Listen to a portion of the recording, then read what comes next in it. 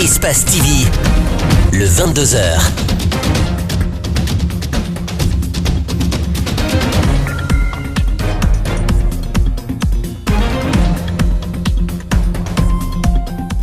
Bonsoir à tous, bienvenue aux 22h d'Espace TV. Tout d'abord, le sommaire de ce journal.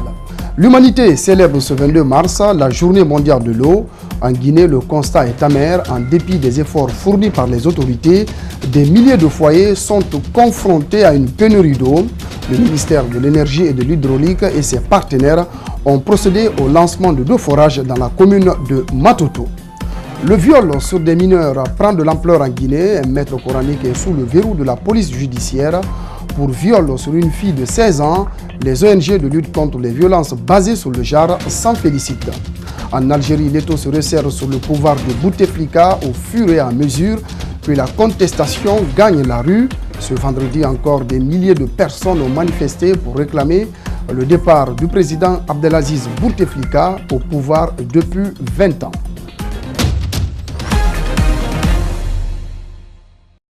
Voilà pour le sommaire. Bienvenue à tous. À l'entame de ce journal, le président de la République, Alpha Condé, vient de bénéficier du titre honorifique Dr Oris Koza. C'est un geste de l'Université générale Lansana Conté de Sonfonia. Le bénéficiaire se dit satisfait de cette distinction. Le chef de l'État a mis l'occasion à profit pour inviter les jeunes Guinéens à s'emparer des nouvelles technologies de l'information et de la communication. Mamadou Kalisso, Abou Korea Kourouma. Applaudissez s'il vous plaît, applaudissez fort. Applaudissez, nous sommes réunis pour cet événement. Le rectorat et les écoles doctorales de l'Université générale Lansana Conté de Sonfonia viennent d'élever Alpha Condé au titre de docteur honoris causa pour service rendu à la nation et au continent africain. C'est la première fois que le chef de l'État reçoit ce prix en Guinée. Il exprime sa joie.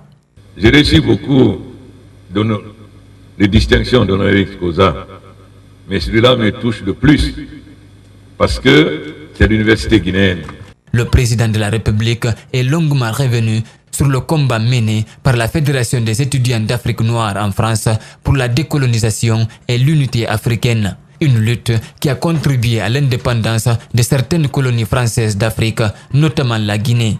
Alpha Condé dit partager en partie la célèbre phrase d'Ahmed Sékou Touré: nous préférons la liberté dans la pauvreté qu'à l'opulence dans l'esclavage.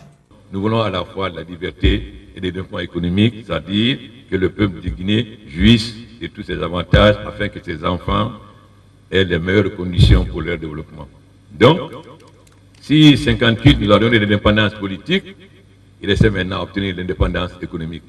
Car si vous avez l'indépendance politique, mais votre ennemi et votre économie n'est pas dans votre main, vous n'avez pas encore l'indépendance. L'Afrique n'a pas participé à la révolution industrielle. Le chef de l'État invite la jeunesse, surtout guinéenne, à prendre part au développement des antiques. Beaucoup d'entre vous maîtrisent parfaitement l'ordinateur et les nouvelles technologies. Malheureusement, nous n'avons pas encore assez d'équipements. Et surtout, nous avons un handicap extrêmement sérieux. Beaucoup ne parlent pas anglais. Mais comment voulez-vous aujourd'hui avoir accès aux nouvelles technologies si vous ne parlez pas anglais? Alors que 90% c'est l'anglais.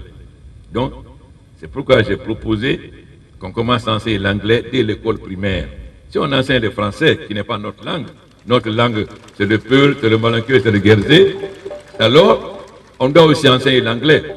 Alpha Condé a, par ailleurs, défendu les jeunes de tomber dans le piège de l'ethnocentrisme tendu par des hommes politiques, dit-il sans repère.